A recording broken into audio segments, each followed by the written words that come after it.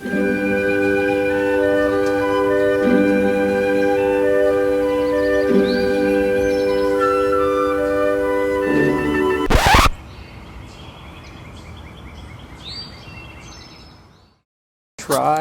the HPL oil. What we'll do is we'll add some of this until we get to the top dot on the dipstick again, and we'll see if the oil consumption starts slowing, hopefully before we get through all the rest of it.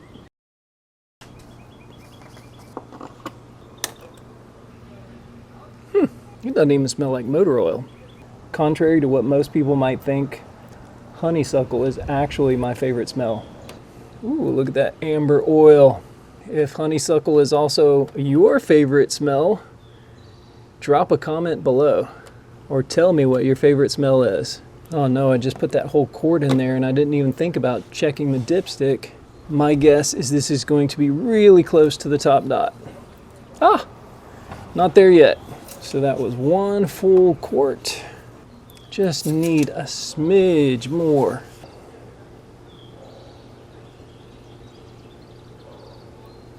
Let's see, what was that? We used about 5 ounces of oil. I think that is going to be perfect. Well, you can't see it that well. It is right about at the top dot.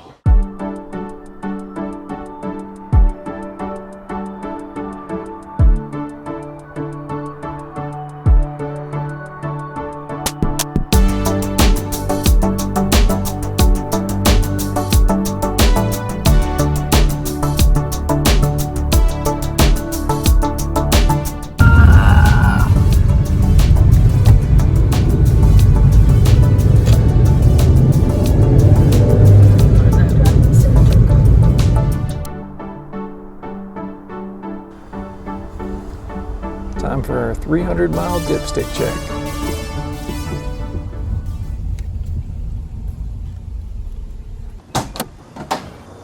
Okay, so we are still above halfway between the dots.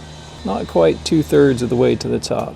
We've scoped the engine many times before, and at least in one video we tried to do a pretty detailed inspection of the cylinder, given the equipment we had to work with, which was a Depstech WF-25. Problem is the WF-25 only has a single camera on the very tip of the endoscope. So when you stick the scope into the cylinder, you're mainly seeing the very bottom of the cylinder and maybe a little bit of the cylinder walls near the bottom. Now, we put a bend in the scope as much as we could and still be able to fit it into the spark plug hole, so that we could see more of the cylinder walls, but it basically still only allows us to see maybe from the middle down, not anywhere near the top. The problem with that is most of the wear in a cylinder occurs at the very top of the cylinder for a few reasons. And if you know more than I'm about to tell you, please add it to the comments. But one reason is lubrication. Since the cylinder is lubricated by oil being sprayed from the bottom, when a piston is at the top of the stroke, the oil can only get up to basically the bottom of the piston. So oil can never be directly sprayed at the very top of the cylinder. So the top of the cylinder is not getting as much lubrication as the rest. Another reason is it's hotter at the top of the cylinder where combustion is occurring. There's also more carbon and dirt and combustion debris acting as abrasives near the top of the cylinder. But then the main reason, or at least what I think is the main reason, is because of the way that the piston and the piston rod act against each other. So at the top of the stroke, on the combustion stroke, when the explosion occurs on top of the piston and the piston is being thrust down, the piston rod is acting against the piston with a sideways pressure. So as the piston goes down on the combustion stroke and the crank, imagine the crank is down here at my elbow, the crank is being turned, goes kind of like that. When it is being forced down, this is forcing this way against the piston and causing one side of the cylinder to wear more than the other, because every time that explosion occurs, that piston is scraping the inside of that cylinder wall right here. And what happens after a while, with improper lubrication or whatever, or just general wear, a dish forms in the side of that cylinder, or a gap basically. It hollows out a spot where all that friction is happening. That gap allows combustion gases to pass by one way and oil to pass by the other way. Now my neighbor Scott just got a new endoscope, which I mentioned in the last video, and this one has cameras not only on the bottom but also on the sides.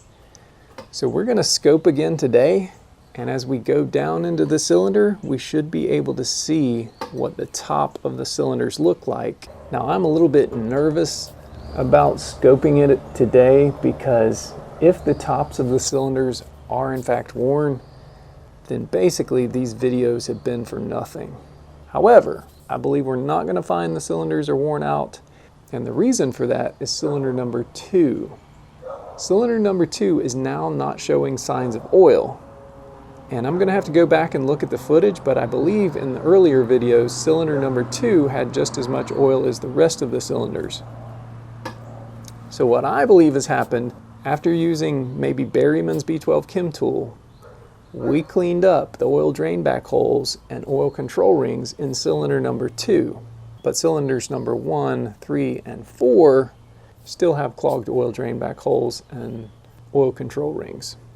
And if that's the case, and if chemicals did clean up cylinder number 2, then it is definitely possible that cylinders 1, 3, and 4 can be cleaned up with chemicals. And I know with the technology we have today, there has got to be something that can dissolve deposits around piston rings and oil drain back holes. There has to be something. But I also know that there are a lot of seasoned mechanics out there watching this with 50 years experience, and they say this can only be fixed by a mechanical or physical intervention. And I hear you, but there are also a lot of people in the comments, now I have not seen concrete evidence of any of this, but there are a lot of people in the comments who have anecdotal experience where they have been using tons of oil like we have, and they have tried one chemical or another through this process or another and got down to virtually zero oil use. So we're going to stay hopeful. Now let's go see if we can borrow that endoscope.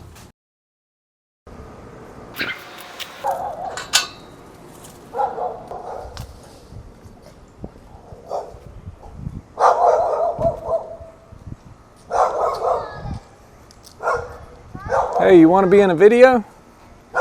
You want to be in a video? I want to be in one.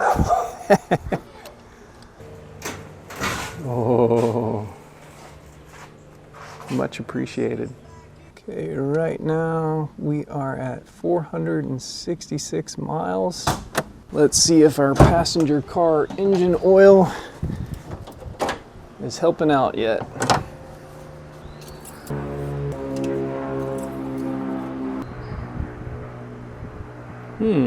Not looking great. Still not as bad as we were at the beginning, but I don't know if we'll make it 800 miles this time. So as you know, after using Berryman's, we were down to using 1.25 quarts in 800 to 1,000 miles. And with the HPL engine cleaner in the engine, it seemed like we lost some ground and went down to about just over 600 miles for 1.25 quarts. I guess it's still possible we'll make it to 800 miles. But we have 6 quarts of this stuff, so if we get down to the bottom dot, we'll see what the mileage is as a baseline, then we'll top it off again with that oil and see if it gets any better. Let's put a card in this.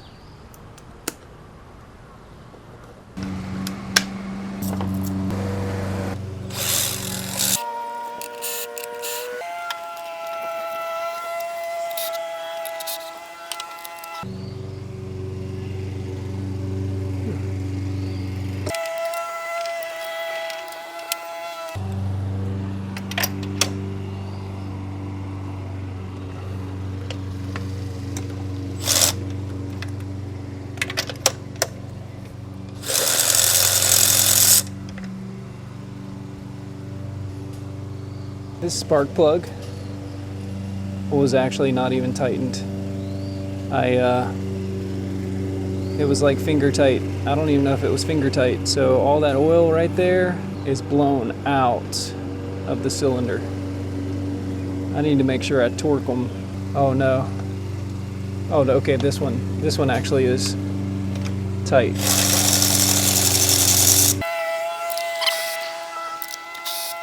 Okay, let's turn the camera on. Let's look at where the piston is really quick. Going down cylinder number 1.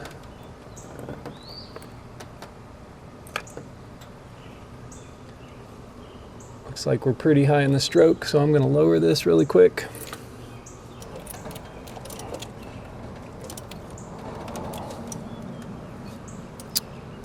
Oh yeah, I guess it would help if I took it out of gear.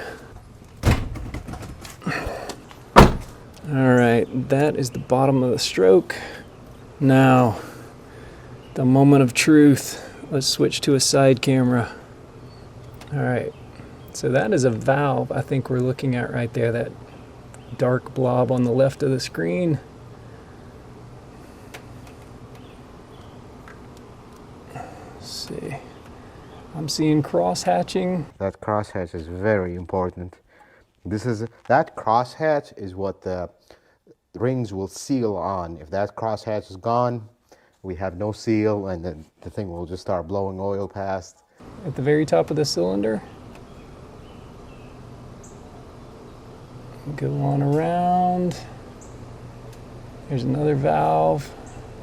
Still got some cross-hatching. Is there much of a ridge there? Hold on, I've got a visitor. Hey. You filming a YouTube or something? Yeah.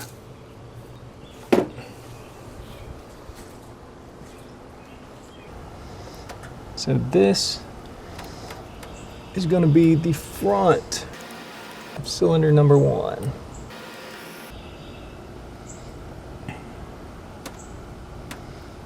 All right, look at that cross-hatching. Let's see. Oh, do I see some scoring?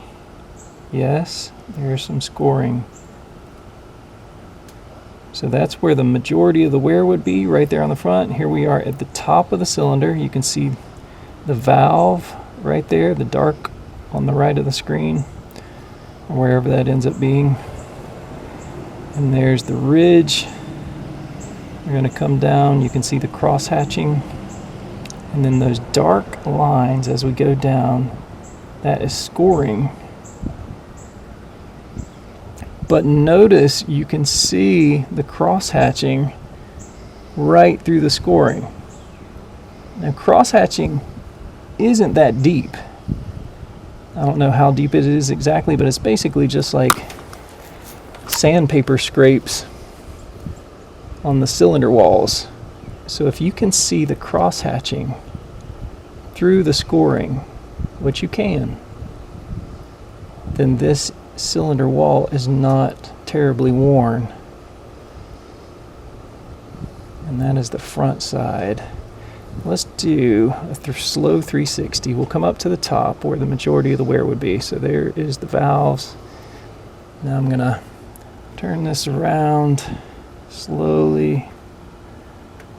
You can see the oil going down the cylinder wall there.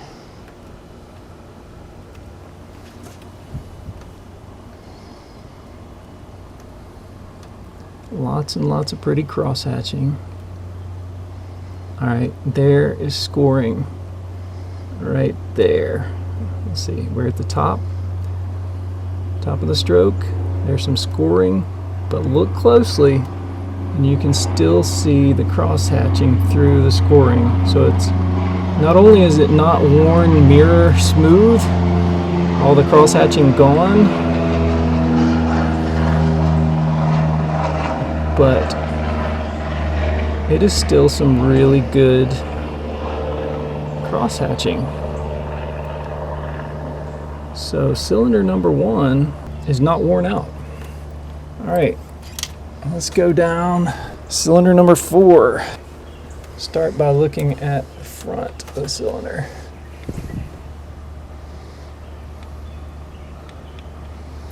All right, there we are at the top. Look at that, valve is partly open. So there's the scoring on the front of the cylinder, but you can still see the cross hatching through the scoring. See, is it all the way to the bottom? There's the piston. So all the way. A little bit of scoring, but not enough to get through the cross hatching. I'll do a slow 180 here.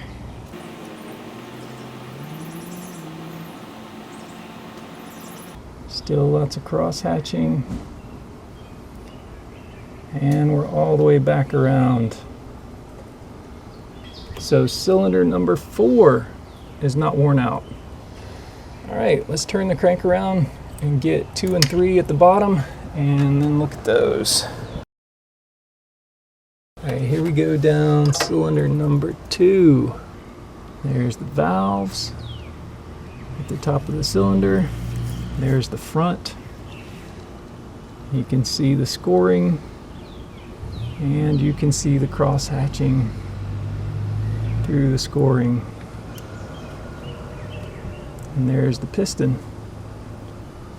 Lots of oil, which if this is cylinder number 2, this is the one that looks like it's not using oil.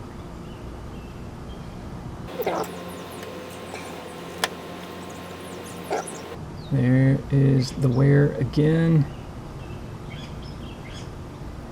but it doesn't ever go through the cross hatching. Cylinder number 2 is not worn out. Let's go down cylinder number 3. There is the scoring again. And you can still see the cross hatching.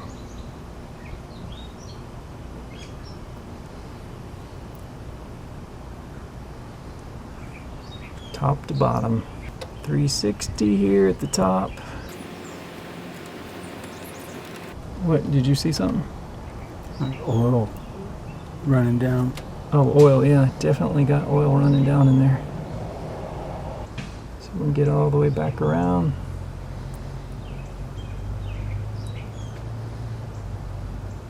Lots of oil in this one. Number 3 always has the most oil running. Yeah, and there we are all the way back around to the front. So, all 4 cylinders are okay. That was recording that whole time, wasn't it? It was red and it's counting. Okay. So now we know this car is the perfect candidate for all these oil burning experiments. The cylinders are good. It has brand new valve stem oil seals in it. There are no major external oil leaks, and it uses a ton of oil. So we know the oil use must be coming from the oil control rings and or the piston oil drain back holes. All of our experiments thus far are now perfectly validated.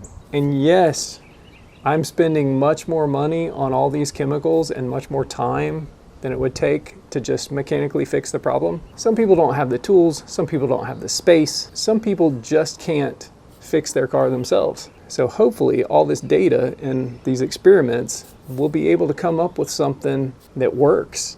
And 5 years from now, everybody will know, oh, your engine burning oil because of stuck rings or oil drain back holes? Do this, and it'll be the method. So right now we still have a little bit of oil left on the dipstick. I'm gonna keep driving until we get to the bottom of the dipstick, and then I'm gonna top it off again with the HPL passenger car motor oil. Passenger car engine oil. Engine oil. In the last video, some people called me out on me saying this is HP SAE 5W30 number 7 passenger car motor oil or engine oil. That's apparently not number 7. That's no viscosity index improvers. You'll learn something every day. So we're going to continue topping off with this, at least for a few more quarts, and see if that improves things. Obviously, a cleaner engine oil isn't going to work overnight.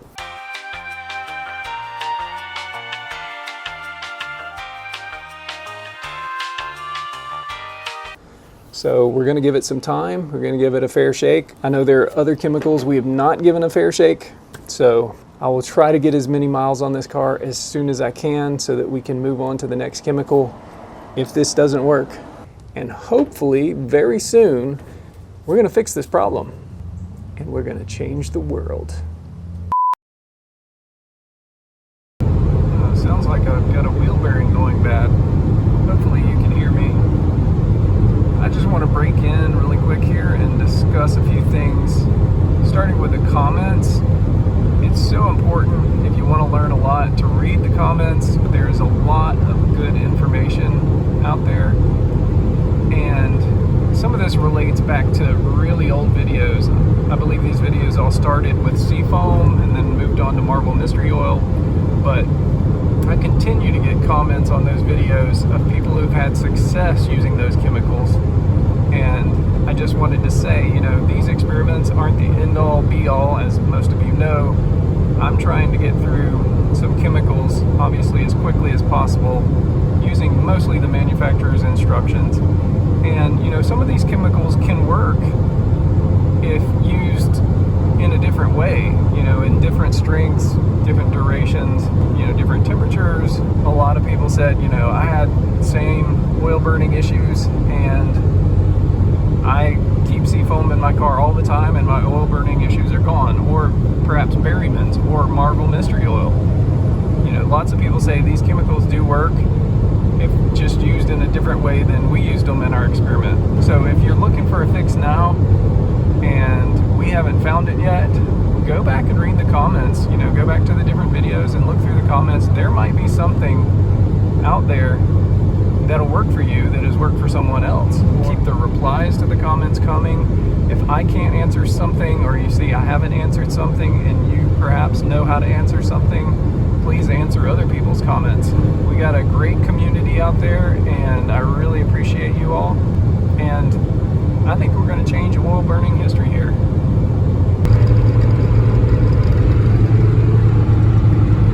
I really don't usually speed. I'm late picking up my daughter from a lake party, and I don't want her to be left there alone.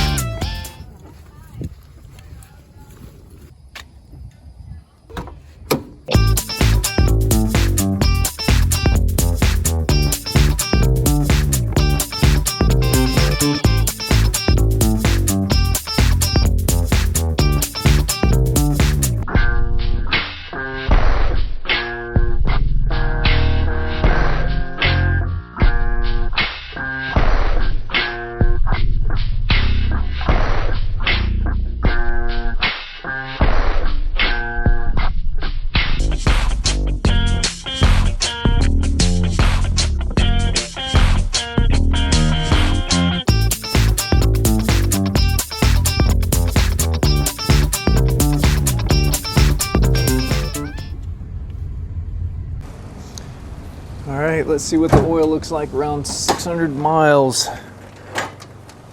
605 miles, I think.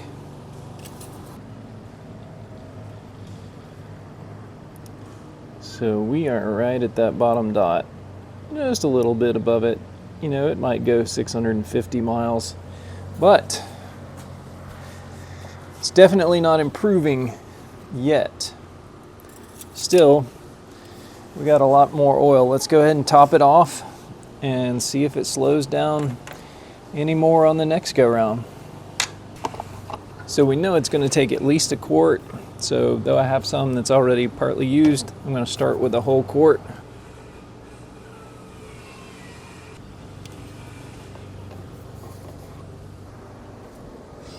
See where we are. This is where a quart has taken us. So like I said, it's usually a quart and a quarter between these two dots. in this engine. So this bottle currently has about 27 ounces in it. Let's take it down to 24 ounces. So we just added about 3 ounces of oil there.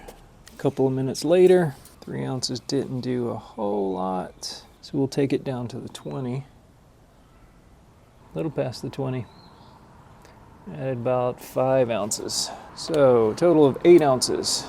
So we just added a full quart and 8 ounces, which is exactly 1 1/4 quart. We were pretty close to the bottom dot, since experience with this car has told me that it's about 1 1/4 between the 2 dots on the dipstick. I'm assuming this is going to be perfect when we check this.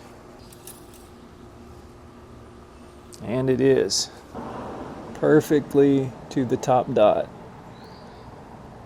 I just don't understand why we've been pretty consistent with the 800 to 1,000 miles ever since the Berryman's treatment, and now we're down to around 600 miles.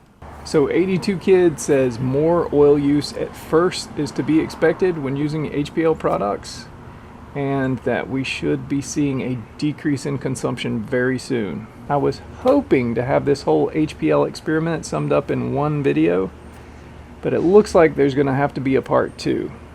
However, almost all of part 2 is already filmed, and I think there's going to be some interesting stuff in it. We take the Corolla on a trip to Pensacola, Florida. There you go. Uh-oh. Uh-oh. I got another one. We see the General Lee while we're there, and my wife and I both have run-ins with the law. They must think I'm not coming back to Alabama to contest this, but I certainly am. So if any of that sounds interesting to you and you haven't subscribed already, as always, thanks for watching. Please comment below, and I hope to see y'all in the next one.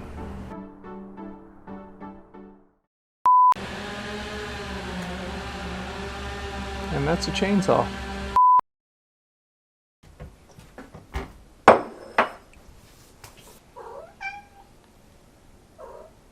He's coming, buddy.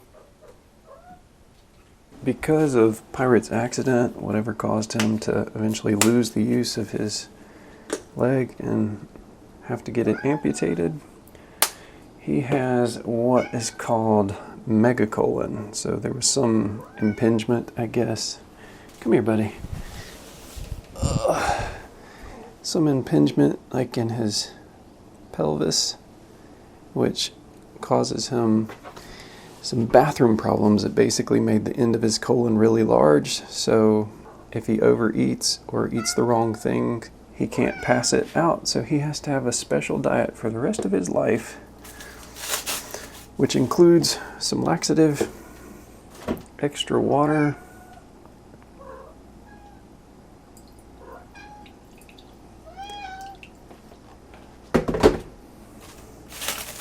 wet cat food, and this has to be small portions. We have to be really careful not to let him overeat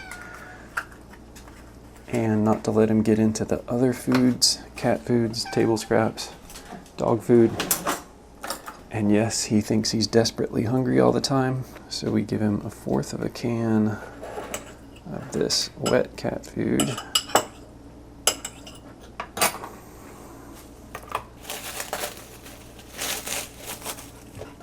I know, buddy, it's coming. And then we give him some raw meat as well. It's a little brown because it was thawed out, and that's probably good. And then mix that up. Actually, it looks like it needs a little more water.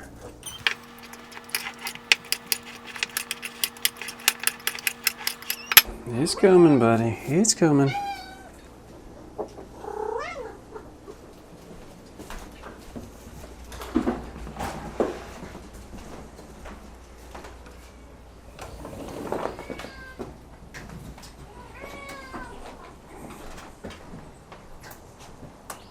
Hang on, hang on.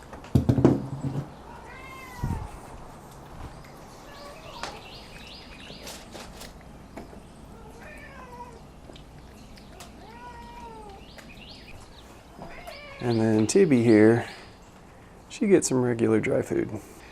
And in the evening, we actually give her a little raw meat too, as well as Pepper the dog. She loves her dry food. All right, Pep, it's your turn.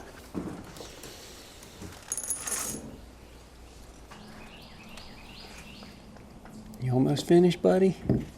Yeah. Get it all. Chew up that plate.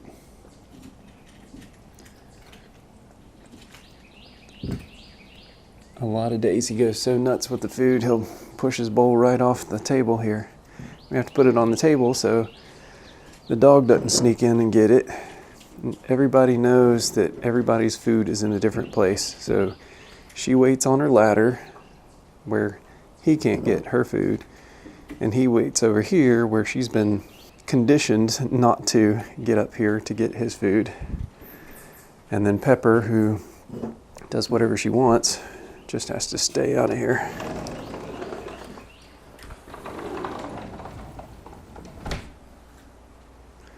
All right, let me get you some water.